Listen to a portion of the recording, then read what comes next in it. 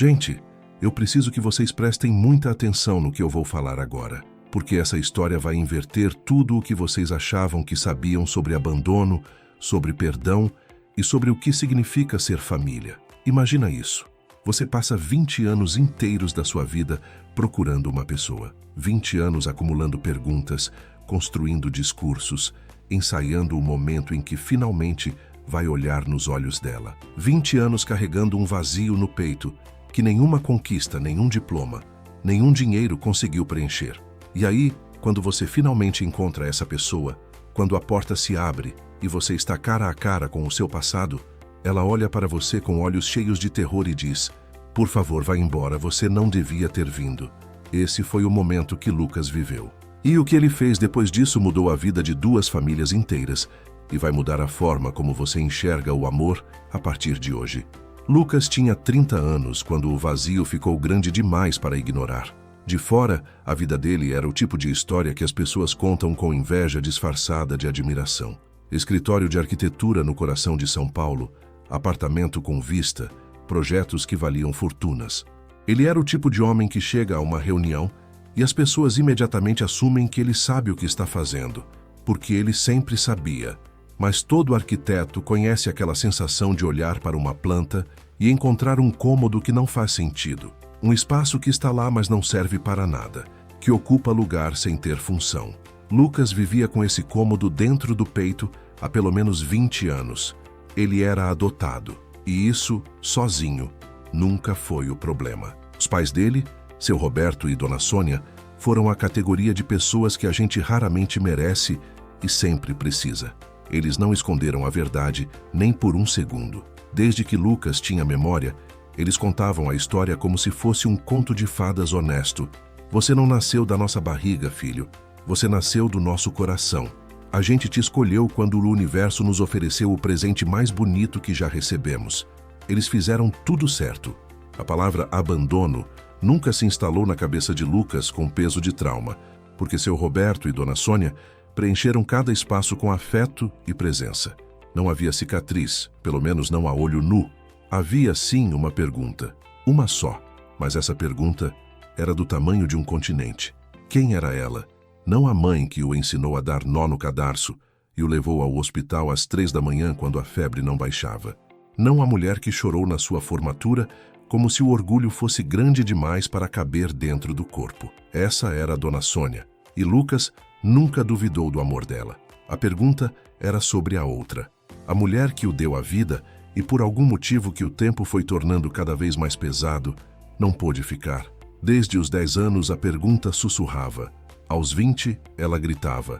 Aos 30, ela paralisava. O Brasil não é um país gentil com quem quer desenterrar o passado. Os arquivos envelhecem em cartórios que cheiram a mofo e esquecimento.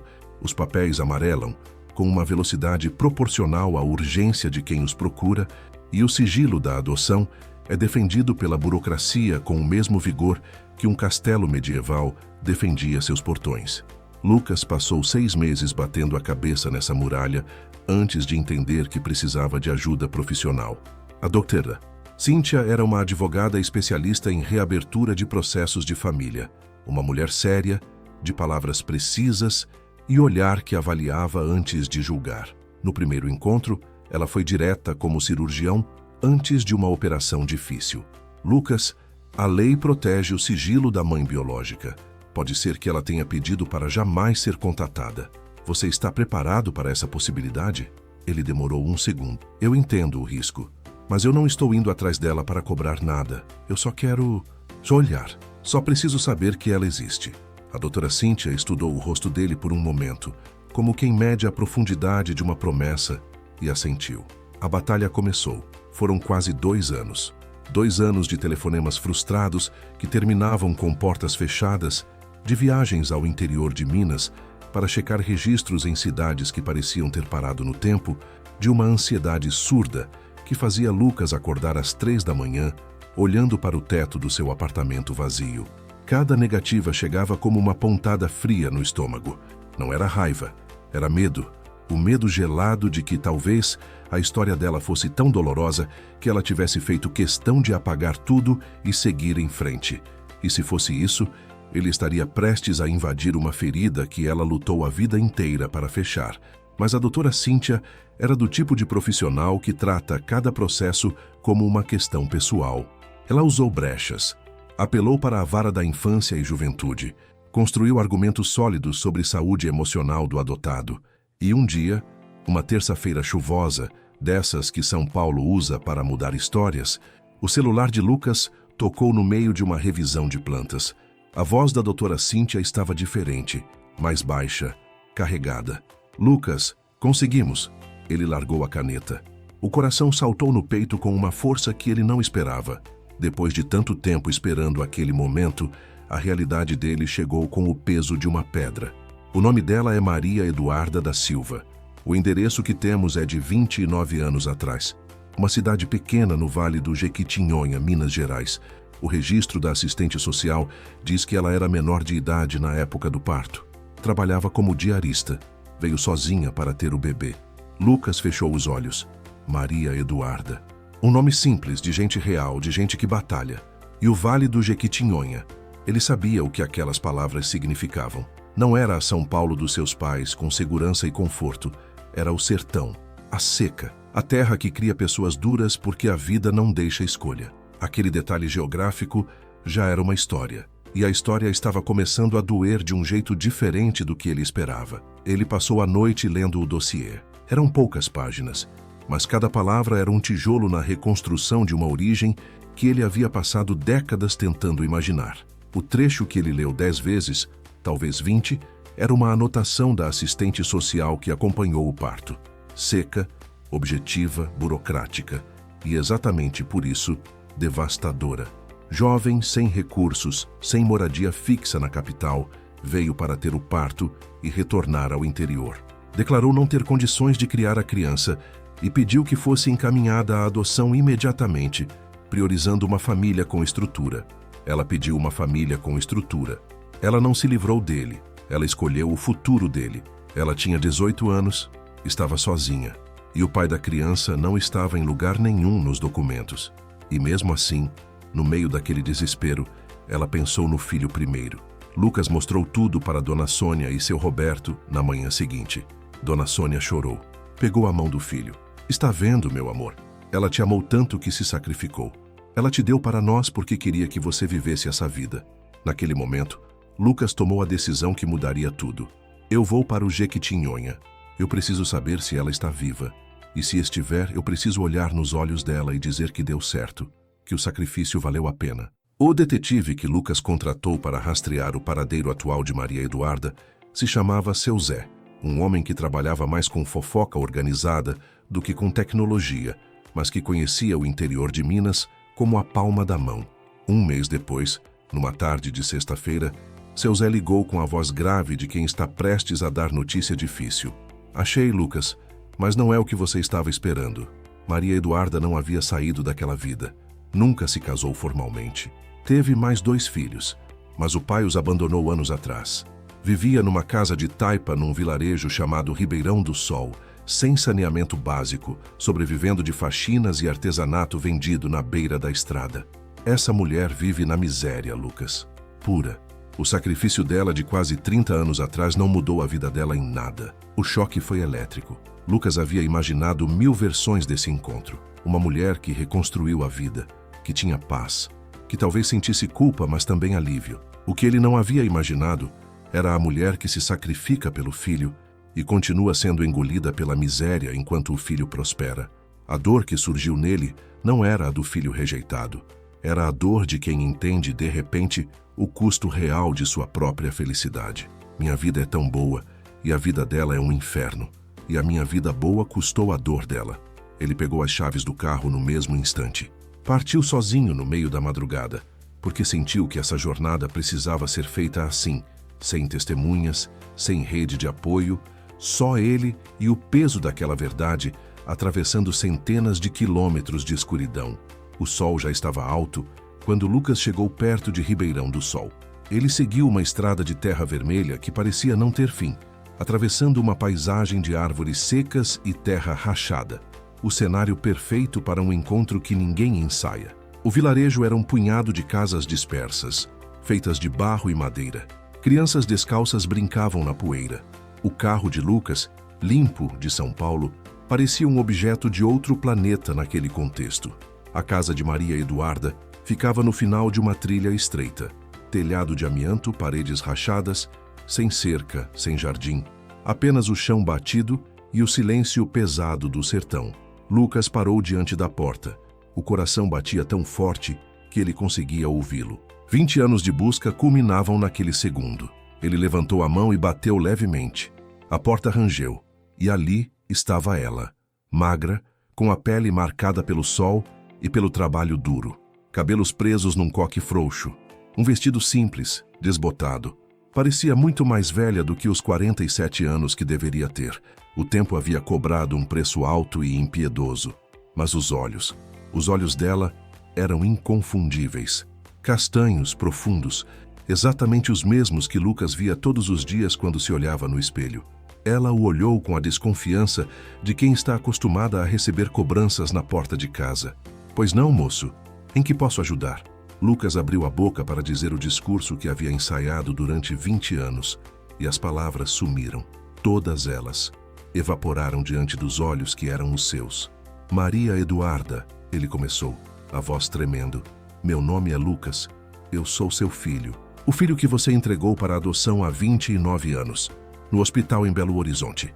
O efeito foi como raio em dia de sol. O rosto dela, que estava de cansaço, se transformou em terror absoluto. Os olhos se arregalaram, as mãos voaram para a boca. Ela recuou um passo cambaleando como se o chão tivesse cedido sob seus pés. Não pode ser, ela sussurrou. Você não pode estar aqui, mas eu estou. Eu te procurei por muito tempo. As lágrimas desceram pelo rosto dela. E Lucas percebeu com um aperto no peito que não eram lágrimas de alegria. Eram lágrimas de vergonha e de medo. A presença dele era um espelho que ela havia quebrado há quase 30 anos e tentado enterrar. Vá embora, ela implorou, balançando a cabeça. Vá embora daqui, você não devia ter vindo. Sua vida não é aqui. Ela se virou, encostou-se à parede e cobriu o rosto com as mãos. O choro dela era de desespero. O tipo de choro que a gente emite quando o passado que tentou esquecer aparece na porta de casa com o rosto adulto e olhos que são os seus. Você está vendo isso aqui? Ela gesticulou, apontando para a pobreza ao redor. Eu não tenho nada para te dar. Eu fiz o que fiz para que você tivesse chance de ter o que eu nunca tive. Por favor, vá embora e esquece que essa mulher existe. Lucas ficou parado. Ele estava preparado para a rejeição. Preparado para a indiferença, para a raiva, para um pedido de desculpas frio e distante. O que ele não estava preparado era para aquilo. Uma mulher que o mandava embora não por não querer, mas por vergonha demais para ficar. Ele não saiu. Eu não vou embora, ele disse. Não com agressividade, mas com uma firmeza que veio de um lugar mais profundo do que qualquer argumento. Eu não vim para te cobrar. Eu não sinto raiva de você. Eu sinto gratidão. Ela levantou a cabeça. A palavra a atingiu como se fosse de outro idioma. Gratidão? Você me deu a melhor vida que eu poderia ter tido. Meus pais, Dona Sônia e seu Roberto, me amaram sem limite. E isso só aconteceu porque você foi forte o suficiente para me deixar ir. Maria Eduarda tirou as mãos do rosto e olhou para ele com um espanto que continha décadas inteiras de dor não processada. Ela olhou para o terno amarrotado pela viagem, para o carro que brilhava lá fora, e a ficha caiu com o peso de uma vida. Você está bem? Ela perguntou, a voz quase sem som. Estou ótimo, sou arquiteto, tenho uma boa vida. A sua escolha deu certo. E então ela fez a pergunta que carregava décadas de culpa. Mas por que você veio? Para ver a desgraça que eu sou? Não. Eu vim porque agora que sei a verdade, agora que entendo o quanto você sofreu, eu não posso aceitar que enquanto o seu sacrifício me deu tudo, a sua vida continuou assim. Eu não vou embora sabendo disso, Maria Eduarda. Não existe paz possível para mim com essa consciência. Ele fechou a distância entre eles com 2 passos lentos. Eu não sou mais aquele bebê que você entregou. Sou um homem e eu tenho condições de te ajudar. Eu quero te ajudar a sair daqui. Ela balançou a cabeça, recusando antes de processar. Não posso aceitar. Você tem sua família. Minha família me apoia. E você também é minha família. Não porque você é minha mãe biológica, mas porque você é a mulher que se sacrificou para que eu pudesse viver. Essa dívida não é de dinheiro, é de coração. Então ele disse a frase que a desarmou completamente. Eu não quero que você me perdoe pelo abandono. Eu quero que você me permita te perdoar pela vida que você teve que levar por causa dessa escolha. E Maria Eduarda desabou. O peso de quase 30 anos, a solidão, a luta, a vergonha, a saudade que ela nunca permitiu a si mesma sentir, cedeu de uma vez. Ela chorou como quem solta algo que estava sufocando por décadas. E Lucas, sem hesitar, abriu os braços. Não o abraço de um filho carente que finalmente encontrou a origem. O abraço de um adulto para outro adulto. Um abraço de reconhecimento, de compaixão, de dois desconhecidos que partilham a mesma história e finalmente se permitem sentir isso. Eu sinto muito pela sua dor, ele sussurrou. Mas a partir de hoje a gente vai mudar essa história. O que Lucas fez nos meses seguintes foi o tipo de coisa que não cabe em manchete. Não foi grandioso nem espetacular. Foi cuidadoso, metódico e permanente. O trabalho de quem constrói para durar. Ele não arrancou Maria Eduarda do sertão para jogá-la numa São Paulo que seria outro choque. Ele sabia, como arquiteto, que jogar uma pessoa fora do contexto dela sem preparação é a forma mais eficiente de destruir alguém. Ele estudou a região, encontrou Divinópolis, uma cidade que tinha o cheiro de Minas, a escala humana que ela precisava e a estrutura que nunca teve acesso. Comprou uma casa à vista, simples, limpa, funcional, mas com banheiro interno, água encanada, uma cozinha de verdade. Não o luxo que Maria Eduarda recusaria por orgulho, mas a dignidade que ela nunca havia ousado querer. Matriculou Ana e Tiago na escola. Levou Maria Eduarda ao médico pela primeira vez na vida. Usou seus contatos para conseguir a ela um emprego numa cooperativa de artesanato, onde a habilidade das mãos que ela desenvolveu na necessidade finalmente renderia um salário com carteira assinada. Isso aqui é o seu salário, Maria Eduarda. É seu. Não tem nada a ver comigo. Ela olhou para o holerite como se fosse um documento de outro idioma. Você está fazendo demais.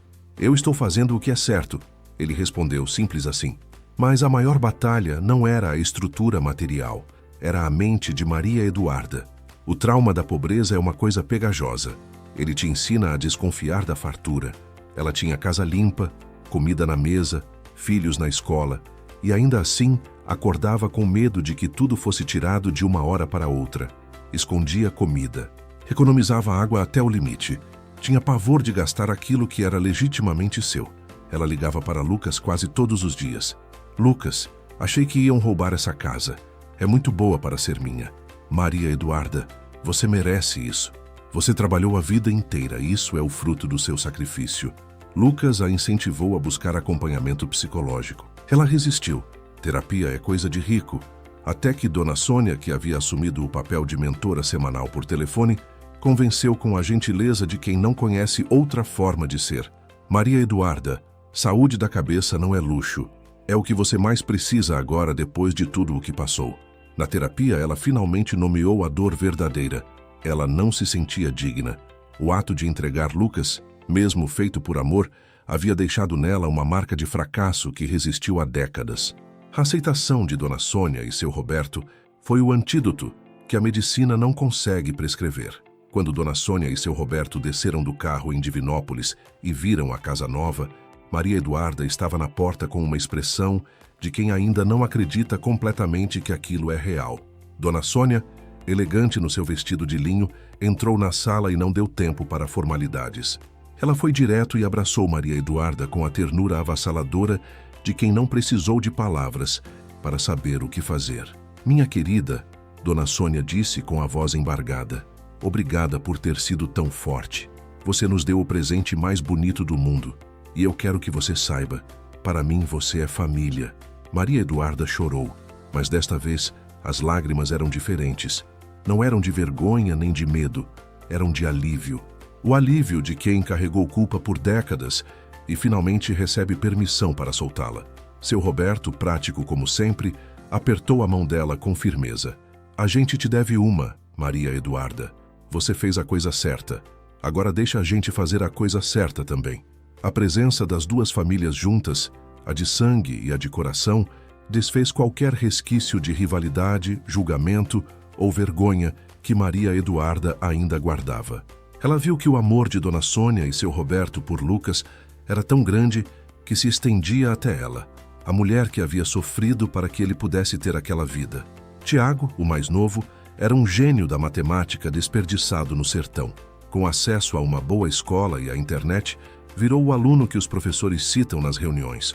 O tipo de estudante que faz perguntas que o professor precisa pensar antes de responder. Mas a maior transformação foi em Ana. Ela era uma adolescente inteligente, oprimida pela realidade de um futuro que parecia ter paredes baixas demais. Lucas, o arquiteto, se tornou seu herói e mentor. Levava-a para conhecer projetos em Belo Horizonte. Mostrava como a criatividade pode mudar o mundo, ensinava que o desenho de um espaço tem tudo a ver com o desenho de uma vida.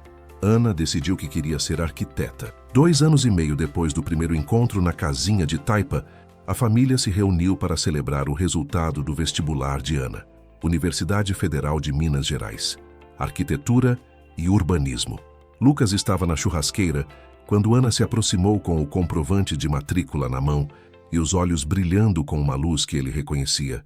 Era a mesma luz que ele sentiu quando formou. Lucas, se não fosse por você, eu estaria casada, com um filho, vendendo artesanato na beira da estrada. Você me mostrou que eu podia sonhar grande. Você sempre pôde sonhar grande, Ana. Eu só te dei a escada. Você foi que teve que subir. E Maria Eduarda se aproximou dos 2 filhos, o bem-sucedido e a caloura promissora, com um sorriso que Lucas nunca havia visto nela. Um sorriso de paz, sem vergonha, sem medo. Só ela, inteira. Eu olho para vocês 2 e eu entendo. Entendo o que estava sendo construído quando eu menos entendia qualquer coisa. Eu não te abandonei, Lucas. Eu te entreguei para a vida que você merecia. E agora, a vida que você teve voltou para cuidar de mim e dos seus irmãos. Lucas ficou parado, olhando para as 2 mães, a adotiva e a biológica, sentadas lado a lado na mesa do churrasco mineiro, compartilhando pão de queijo e risadas, como se a vida não tivesse tentado manter as 2 em mundos separados. Ele havia passado 20 anos procurando a razão de um abandono. Havia se preparado para a raiva, para o ressentimento, para a confrontação. Mas a verdade que encontrou foi muito mais difícil de processar do que qualquer rejeição, e muito mais transformadora. A verdade era que o abandono tinha sido um ato de amor desesperado. A pobreza, o medo, a solidão de uma menina de 18 anos, tudo aquilo havia dado a Lucas não apenas uma família, mas a família certa. E o amor que Dona Sônia e seu Roberto investiram nele havia produzido um homem capaz de não sentir raiva, mas compaixão. Compaixão que gerou propósito. Propósito que gerou ação. E ação que mudou 3 vidas para sempre. Lucas se casou 1 ano depois. Maria Eduarda foi madrinha, sentada ao lado de Dona Sônia na primeira fileira. As 2 mães do noivo, cada uma amando do jeito que sabia, e os 2 jeitos sendo suficientes. Ele não largou a arquitetura, mas passou a investir parte dos seus projetos no Vale do Jequitinhonha. Bolsas de estudo, habitação social, projetos que começavam pelo mesmo tipo de dignidade que ele havia dado a Maria Eduarda. Ele nunca mais esqueceu a estrada de terra. A história de Lucas não é sobre um filho que encontrou a mãe. É sobre um homem que transformou a dor da origem em um legado de compaixão e reconstrução. É sobre descobrir que perdoar não é esquecer, é entender profundamente o suficiente para escolher o amor mesmo quando a vida ofereceu motivos para a raiva. E para quem pergunta se vale a pena desenterrar um passado difícil, a resposta dele é sempre a mesma. Vale, se você estiver disposto a não ir atrás de culpados, mas de oportunidades de amar. Porque, no fim das contas, a vida é isso, a chance de consertar o que o destino tentou estragar. E o amor que escolhe, é a única força grande o suficiente para fazer isso. Quantas histórias assim existem por aí, esperando alguém corajoso o suficiente para ir buscar? Quantas pessoas carregam um vazio que acham que é abandono, mas que, na verdade, é amor que não encontrou outra saída? Se essa história te moveu, te fez pensar, te arrancou uma lágrima ou te deu força para alguma coisa que você estava adiando, deixa o seu like agora. Esse gesto simples ajuda imensamente a levar histórias como essa para mais pessoas que precisam ouvir. Comenta aqui embaixo o que essa história tocou em você. Você tem alguém parecido com o Lucas na sua vida? Uma história de abandono que virou amor? Eu quero ler. E se você ainda não está inscrito no canal, o botão de inscrição está ali e o sininho também. Toda semana eu trago histórias como essa porque eu acredito que a gente muda quando encontra as histórias certas na hora certa. Inscreva-se agora, porque a próxima história que eu vou contar pode ser exatamente a que você precisa ouvir hoje.